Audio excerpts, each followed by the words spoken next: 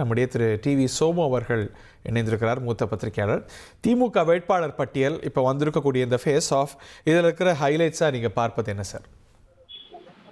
முதல் விஷயம் பார்த்தோம் அப்படின்னா, அவங்களுக்கு இந்த 5 வருட ஆட்சி ஒரு அவங்களை பொறுத்த அளவுல ஒரு நம்பிக்கை தந்திருப்பதாக தோன்றுது. ஏன்னா மொத்த எம்எல்ஏக்களே பழைய இதுல 6 பேருக்கு தான் சீட்டு தரல, மீதி எல்லாம் அப்படியே வந்திருக்கிறாங்க கிட்டத்தட்ட எல்லாருமே. அதே போல பாத்தீங்கன்னா இப்ப அமைச்சர்கள் அப்படின்னு பார்த்தா இப்ப 3 பேருக்கு தான் சீட்டு இல்லை. மற்ற 2 பேர் பார்த்தா ஒரு பொன்முடியா இருக்கட்டும், அவருடைய அது மாதிரி காந்தி, அவருடைய 2 பேருக்கும் அவருடைய வாரிசுக்கு கொடுத்துருக்காங்க. கயல்வெளிக்கும் மனோ தங்கருக்கு தான் தரல. அந்த மாதிரியான ஒரு சூழ்நிலையும் நம்ம கருத்துல வச்சுக்கலாம்.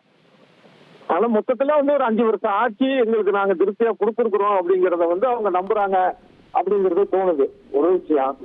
அடுத்தது செந்தில் பாலாஜி எல்லாம் கரூர்னு பேசினப்ப கோவையில அவரு மாத்தி இருக்கிறாரு. இது என்னன்னா, அந்த கொங்கு பெல்ட் எப்பயுமே திமுகவுக்கு ஒரு மைனஸா இருக்குங்கிற ஒரு பேச்சு, ஒரு விமர்சனம் உண்டு. அதை மாத்தி காட்டுறேன் கொங்கு மண்டலத்துடைய ஒரு தலைநகர் இல்லையே அப்படிங்கிற ஒரு வீச்சோட அவர் அங்க களம் காண்றாரு அப்படிங்கிறது. கடந்த சட்டமன்ற தேர்தலில் அதிமுக மற்ற இடங்கள்ல ஒரு டிஃபீட் சந்தித்திருந்தாலும் கூட கோயம்புத்தூர்ல அதிமுக தான் வெற்றி பெற்றதுன்னு சொல்ல முடியும். இந்த கோவை மண்டலத்துல அதுக்கு திரு வேலுமணி அவரும் ஒரு ஹெவி வெயிட். ஸோ அதை முறியடிக்கிறதுக்கு திரு செந்தில் பாலாஜி ஒரு தொகுதியில போட்டிட்டா அதை சுற்றி இருக்கக்கூடிய தொகுதியிலையும் அதோட இம்பாக்ட் இருக்குங்கிறது ஒரு காரணமா இருக்கும்னு நினைக்கிறீங்களா? அதான் சொல்றேன். அதாவது கரூர் அப்படிங்கறத விட அந்த கொங்கு மண்டல தலைநகரத்திலேயே நான் போட்டிடுறேன், என்னுடைய கூட போட்டியிடக்கூடிய சக வேட்பாளர்களுக்கான அவங்களுக்கான ஒரு யுக்திகளை சொல்றேன் அப்படிங்கிற மாதிரி அவர் அந்த பகுதிக்கான ஒரு பொறுப்பு ஏற்றுக்கொண்டு இருக்கிறார். கோயம்புத்தூர் தெற்குல போட்டிட்டா அதோட ஸ்பில் எஃபெக்ட் மற்ற தொகுதிகளையும் அதை சுற்றி இருக்கும்னு அது ஒரு வாய்ப்பு இருக்குல்ல, அதை திமுக நினைச்சிருப்பாங்க. அதனால அது நமக்கு ஒரு வீச்சு கொடுக்கும், அதனால அவருக்கு ஒரு களத்தை அங்க கொடுப்போம் அப்படின்னு சொல்லி அவங்க பண்ணிருக்கிறதுக்கான வாய்ப்பு இருக்கு. ஓகே, அப்படின்னா கரூர்ல அவங்க ரொம்ப சுப்ரீமா கான்பிடென்ட்டா இருக்காங்கன்னு பாக்குறதா? ஆமா, கரூருங்கிறது இப்ப ஏற்கனவே செந்தில் பாலாஜி வெற்றி பெற்ற தொகுதி தவிர அவங்க யார் இருந்தாலும் ஜெயிச்சிடலாம் அப்படிங்கிற மாதிரியான ஒரு எண்ணத்துல அவங்க இருக்கலாம்.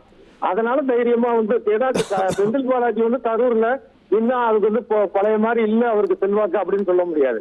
அதை தாண்டிதான் இங்க வந்திருக்கிறாரு. அந்த தொகுதி சரியில்லைன்னு சொல்லி இங்க வரல. அது இருப்பாங்க, யாரு இருந்தாலும் வெற்றி பெற்றுலாங்கிற ஒரு எண்ணம் இருக்கலாம். இப்போ நம்ம விஐபி தொகுதிகளில் பார்க்கும்போது ஒரு ஆப்வியஸ் இன்டர்பிரிட்டேஷன் வருது. நம்ம அது எல்லா தொகுதிகளிலும் பார்க்குறோம், இந்த சட்டமன்ற தேர்தலில் மட்டும் இல்லை. திரு எடப்பாடி அவர்கள் முன்னாள் முதலமைச்சர் எதிர்கட்சி தலைவர் திரு எடப்பாடி பழனிசாமி அவர்களோட தொகுதியில் காசி அப்படிங்கிற ஒரு வேட்பாளர் போட்டியிடுறார். நம்ம போன முறையே பார்த்தோம், திமுகவுடைய ஹெவி வெயிட்ஸோடைய தொகுதிகள்லாம் கூட்டணி கட்சிகளுக்கு அதிமுக ஒதுக்கியது. இங்கெல்லாம் ஒரு அட்ஜஸ்ட்மெண்ட் இருக்கா, இல்லை இதை விட்டுட்டு மற்ற தொகுதிகளில் ஃபோக்கஸ் பண்ணலாங்கிறதா? இது எப்படி பார்க்க? இல்ல, அப்படி அட்ஜஸ்ட்மெண்ட்ங்கிறது வராது. என்னன்னா, இப்ப திமுக செல்வாக்கு உள்ளவர்கள் அங்க தொகுதியில செல்வாக்கு உள்ள அமைச்சர்களோ இல்ல முன்னாள் அமைச்சர்களோ ஒரு பேச்சுக்கு அந்த தொகுதியில அவங்க வலுவா இருப்பாங்க, அதனால நம்ம அதை கொடுத்து கொஞ்சம் விலகி வரலாம்ங்கிற எண்ணம் அதிமுக இருக்கலாம். அதே போல அதிமுக தரப்புல முன்னாள் அமைச்சர்கள் இங்க என்னெல்லாம் வலுவா இருப்பாங்க, அங்கிருந்து நம்ம விலகி நிக்கலாம்னு சொல்லி இவங்களுக்கு இருக்கலாம். மற்றபடி இது அட்ஜஸ்ட்மெண்ட் அப்படிங்கறது சொல்ல முடியாது. அட்ஜஸ்ட்மெண்ட்னா திமுக அதிமுக 2 சேர்ந்து பண்ற முடிவு தான் அட்ஜஸ்ட்மெண்ட். அப்படி பார்த்தா இவங்க சேர்ந்து ஒரு கூட்டணி ஆட்சி அமைச்சிடலாம ஏற்கனவே தேர்தலுக்கு முன்னாடியே. இல்ல, கண்ணுக்கு தெரியாத மேல் மட்டத்துல ஒரு புரிதல் இருக்கும் அப்படிங்கிற ஒரு சாமானிய புரிதலும் கூட வரலாம்.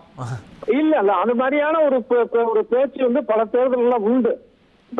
ஆனா அது யதார்த்தம் இல்ல. உதாரணமா ஒரு இது சொல்றேன். இப்ப போன 2021 காட்பாடியில வெறும் 754 வாக்குகள்ல தான் இவர் துரைமுருகன் தோற்றார். துரைமுருகன் ரொம்ப சீனியர், எவ்வளவு செல்வாக்கு உள்ளவர். அவரே மன்னிக்கணும் 754 ஓட்டுகள்ல ஜெயிச்சாரு. அவரு வெற்றி பெற்றதுக்கு பதிலாக தோல்வி அடைகிறதுக்கும் வாய்ப்பு உண்டு. அவரை எதிர்த்து போட்டிட்டது யாரு? அந்த அளவுக்கு டஃப் வச்சு கொடுத்த யாரு? அவர் பேர் என்ன யாருக்குமே தெரியாது. அவர் பேர் ராமு. ஆக தேர்தல்ல எது வேணாலும் நடக்கலாம். ஒருத்தர் வெயிட்டா இருக்கிறாரு அவர் அப்படிங்கிறதுக்காக மட்டுமே காமராஜர் காலத்திலே பார்த்திருக்கோம்ல, ஒரு மாணவர் காமராஜர் ஸ்ரீனிவாசன் தானே தோற்கடித்தார்.